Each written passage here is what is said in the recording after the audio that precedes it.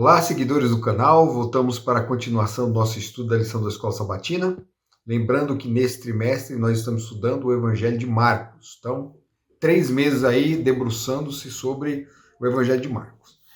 O tema da lição dessa semana é Um Dia no Ministério de Jesus. Então, nós vamos aqui dar uma pincelada, a lição também dá uma pincelada, né, sobre o capítulo 1 de Marcos, que vem trazendo ali uma série de coisas que Jesus realiza num período, né, praticamente de um dia. Então a gente tem primeiro o Evangelho narrando a conversão de alguns discípulos, né? Então o chamado de alguns discípulos que mais tarde se tornaram apóstolos, né? Que é o caso de Pedro e André, Tiago e João. Então eles aparecem ali, a gente sabe que pelo Evangelho de João que eles haviam sido discípulos de João Batista. Então, né, a gente às vezes estranha a leitura de Marcos e fala, nossa, Jesus apareceu do nada, chamou, eles vêm. Não, houve um trabalho prévio ali. João Batista já havia preparado esses homens e quando o Messias chegou, eles entenderam que era o Messias, que era o prometido e seguiram a Jesus para aprender de Jesus.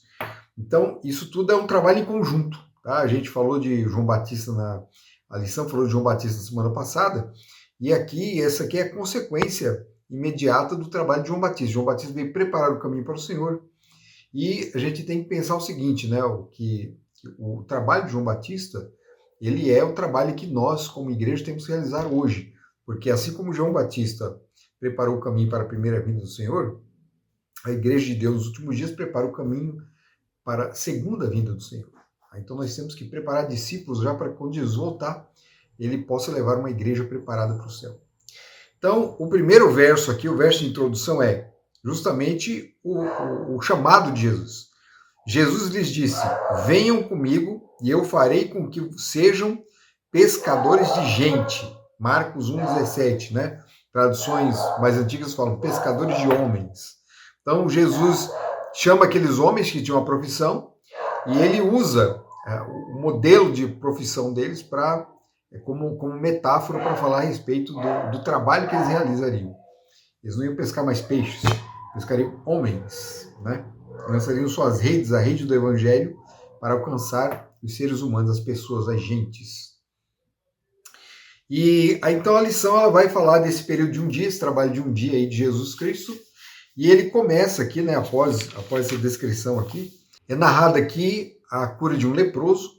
E uma coisa interessante aqui na cura desse leproso, Jesus fala para o leproso assim, ele dá uma orientação, e Marcos fala assim que ele foi duro nas palavras, né? Então você vai se apresentar lá no templo, você vai levar a oferta que é necessária, né, que é exigida lá no Pentateuco, né, nos escritos na Torá, para aqueles que são curados de lepra. Então tem que se apresentar, o sacerdote também tem que avaliar o corpo dele para ver se ele foi curado realmente. E ele, além de mandar isso aí, mandar ele fazer tudo isso, ele fala assim, olha, mas não conta para ninguém que eu curei você. Não conta para ninguém. Então isso é estranho, né? A gente olha, mas Jesus não veio trazer as boas novas, é justamente que ele veio trazer cura, veio ressuscitar, veio trazer esperança, veio libertar os cativos. O evangelho não é isso? Então, por que ele não podia falar? Quer dizer, ele cura a pessoa não pode falar nada? Então, acho que Jesus, ele era uma pessoa, né, dirigida pelo Espírito Santo, né, e nessa orientação, ele recebia a prudência do céu. A prudência de que o trabalho dele poderia ser prejudicado por palavras precipitadas, seja da parte dele ou da parte daqueles que eram curados por ele ou que os acompanhavam. Então Jesus lhe aconselhou, não somente dessa vez, mas em outros momentos também, ele falou assim, não conte a ninguém, né? Não é o momento ainda. Só que não adiantou nada, porque o rapaz foi e contou e atrapalhou o trabalho de Jesus. Então Jesus não conseguiu mais trabalhar ali naquela região, teve que trabalhar fora das cidades, porque era muita aglomeração, era muita gente procurando. Então isso haviam motivos para isso, né? Por que Jesus não podia revelar de imediato aqui a sua messianidade? Então isso é chamado de, tem um termo, né, que é usado em teologia, que é o segredo messiânico. O segredo messiânico. Por que tinha que ter esse segredo? Primeiro, se Jesus revelasse que era o Messias, isso aí poderia parecer assim, um tipo de complô contra o Império Romano. Isso atrapalharia o seu trabalho, né? Ainda que ele explicasse depois, né? Isso atrapalharia o trabalho. Outra coisa, atrairia pessoas que estavam interessadas em outras coisas, né? Porque, na verdade, entre o povo judeu, a ideia do Messias, ela era meio diversificada, né? Muitos tinham noções de quem poderia ser, alguns acreditaram que ele já tinha vindo, outros pensavam que ele seria um guerreiro, que iria libertar todos do Império Romano. Na verdade, essa era a crença da maioria, e baseado tudo, é lógico, nas escrituras sagradas, mas de uma má interpretação, de uma má avaliação do texto sagrado. Então Jesus ele evitava isso aí. Ele evitava porque isso atrapalharia o trabalho dele. Então ele na sua própria vivência, no seu trabalho, no seu ministério, revelaria, né, pelos seus atos e ações e pelos seus ensinos que ele era o Messias, né? Então, poucos momentos ele vai falar claramente, né? E, por exemplo, ele confessa, ele diz que é o Messias para a mulher samaritana, lá em Samaria. Para ela ele fala. Ele diz para ela assim que ele era. Ela perguntou, mas ó, a gente está sabendo que vem aí o Messias, né? Então, sou eu que falo contigo. Revelou para ela. Então, ele vai agir de forma diferente, assim, em situações, em lugares, né, diferentes. Então, Deus é inspirado pelo Espírito Santo, ele age de forma perfeita. Tá? Mas os problemas que surgiram no seu ministério foi por culpa dos próprios discípulos. E aí, a lição continua falando sobre o dia sabático de Jesus. E é muito curioso isso aí que o Evangelho de Marcos começa justamente contando sobre a trajetória de Jesus no dia de sábado. O que Jesus fez no dia de sábado? Aí, isso é um ponto importante porque muitos religiosos não percebem isso e dão a entender que Jesus, na verdade, veio abolir o sábado, acabou com o sábado, transgrediu o sábado, não guardou o sábado. Enquanto que todas as vezes que Jesus aparece aqui agindo no sábado, ele age de acordo com o que o mandamento diz que tem que ser feito. Então, a primeira coisa que ele faz aqui, ele acorda muito cedo, né? A gente vê isso mais para frente, mas a gente já pode inferir isso daqui também, porque em vários momentos Jesus é dito que Jesus ele não era encontrado. Né? De manhã ele acordava muito cedo e ia orar. Era o costume de Jesus fazer isso. Então Jesus acorda muito cedo, se prepara e vai com seus discípulos a uma sinagoga no sábado. Lá em Lucas, Lucas vai dizer assim, que era o seu costume, que ele ia à sinagoga conforme o seu costume.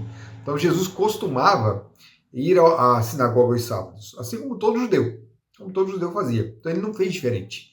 Ele ia à sinagoga aos sábados, que é o mesmo que nós íamos à igreja hoje. A sinagoga, na verdade, é a equivalência entre igreja hoje, o lugar onde nós adoramos, estudamos a palavra de Deus e ouvimos a pregação, é o mesmo ambiente da sinagoga, tá? Então, igreja não é templo. O templo era outra coisa. Jesus também ia ao templo, quando estava em Jerusalém, e ensinava ali nas imediações do templo a sua doutrina, a sua interpretação do texto bíblico. Então, Jesus aqui, ele vai à sinagoga e ele está ali ensinando as pessoas na sinagoga e, de repente, acontece um evento assim inesperado por muitos, mas talvez esperado talvez já por Jesus. Né? Um homem endemoniado aparece e começa a atrapalhar a reunião, começa a atrapalhar o culto. E o demoniado depois declara, né, ele fala assim, bem sei que tu és o Santo de Deus. E quando ele fala isso, Jesus manda ele se calar também. Eu vejo que o segredo messiânico aparece aqui de novo. O demônio ele fala isso e aí muita gente pensa assim, né? Eu vi uma vez um pregador falando assim que diante de um filho de Deus, diante de Jesus, o demônio não consegue mentir. Isso não é verdade. Isso não é verdade. Jesus, Satanás estava ali no deserto da tentação, usou até a palavra de Deus para enganar Jesus. Ele mentia, né? Ele não falava a verdade, ele mentia. Ou usava de meias verdades para enganar Jesus. Então não existe isso que se o demônio está diante de Jesus, ele não mente. Ele pode mentir sim. Mas ele mentiu aqui quando disse que Jesus era o santo de Deus? Não, ele falou a verdade. Mas os demônios falam a verdade também com a intenção de enganar.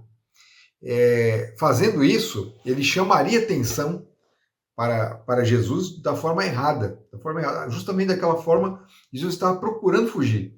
Então ele manda que o demônio se cale e expulsa o demônio. E o demônio vai embora. Isso acontece no dia de sábado.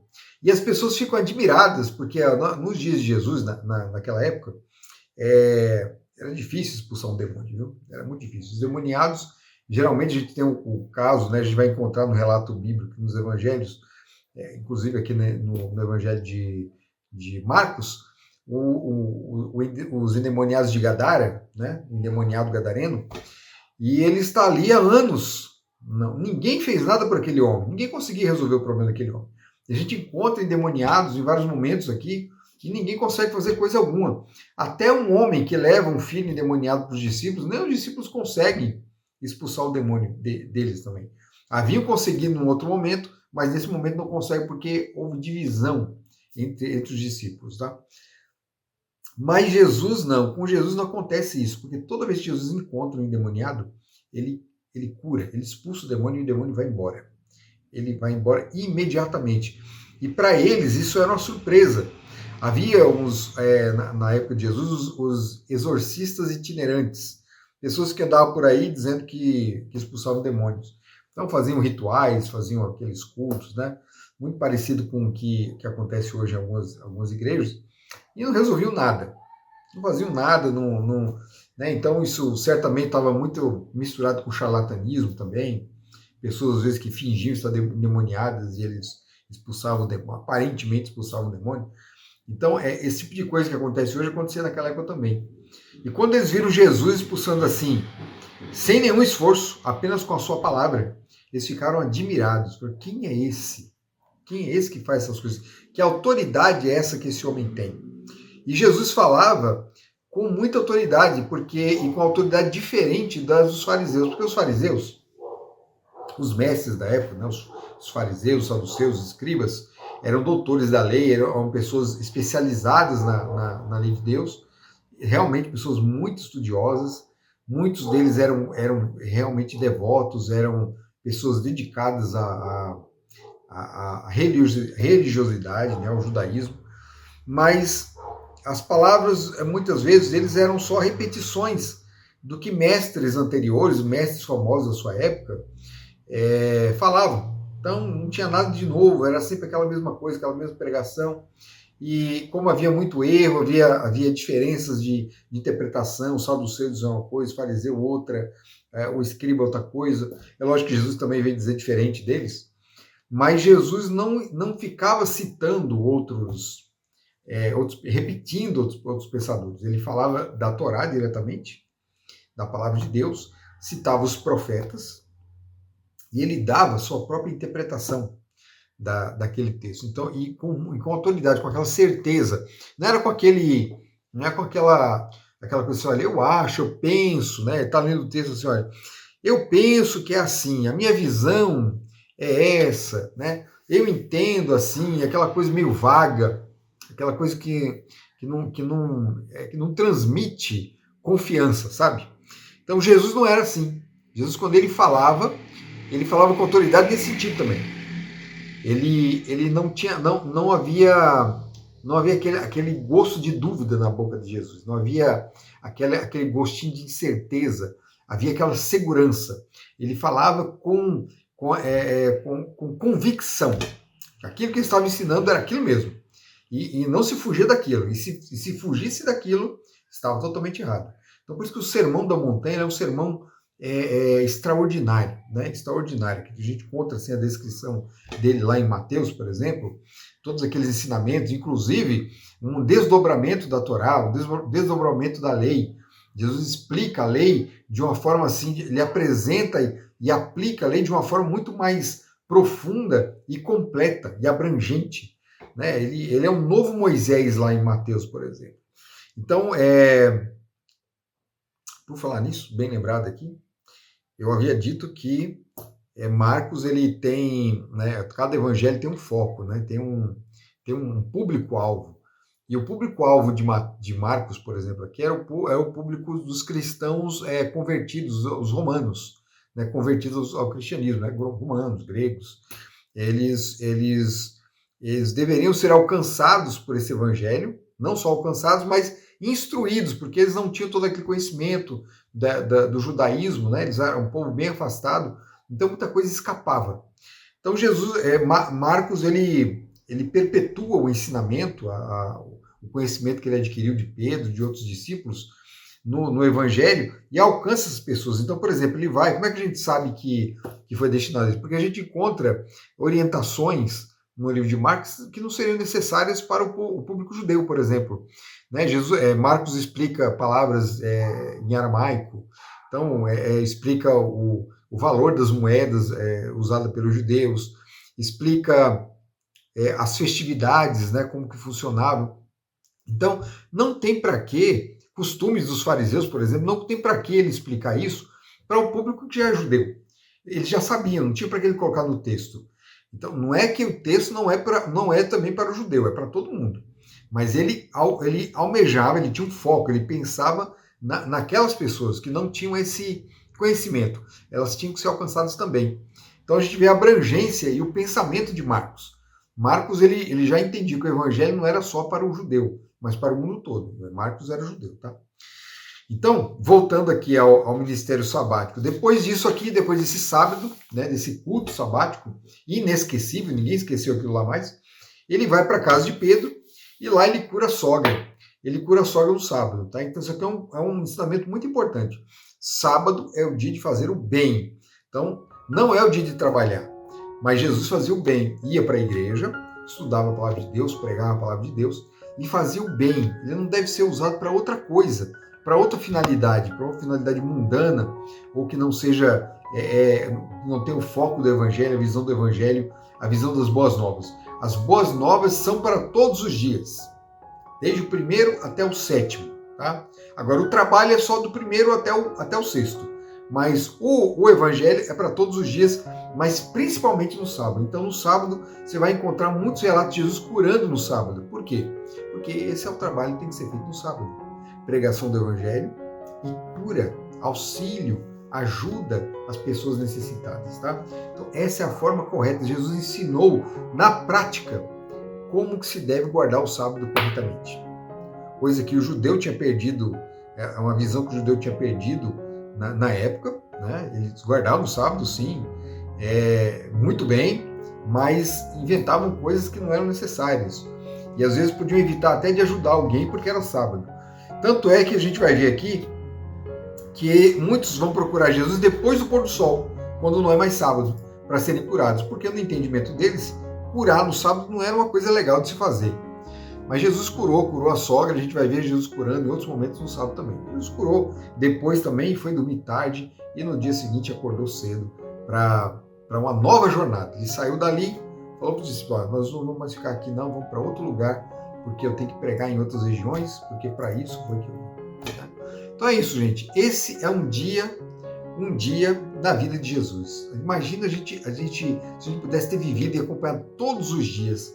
Né? Que maravilha não seria, né? O aprendizado, a experiência que teríamos. Né? O privilégio grande que esses homens foram chamados tiveram para estarem ali com Jesus andando. Né? A gente não tem... Os evangelhos dão só uma pincelada para a gente. E essa pincelada é maravilhosa. A gente tem que sorver muito, tirar tudo que é possível para o nosso bem espiritual, para o nosso crescimento espiritual. Tá? Todos os evangelhos são fantásticos. Então, olha, estudem muito e profundamente os evangelhos, e entendendo que, para compreender o evangelho, você tem que entender a Bíblia, você tem que ter uma visão geral da Bíblia, e principalmente, de forma particular, lá os 5 primeiros livros da Bíblia. Tá certo? Que Deus abençoe você. Até o nosso próximo vídeo. Tchau.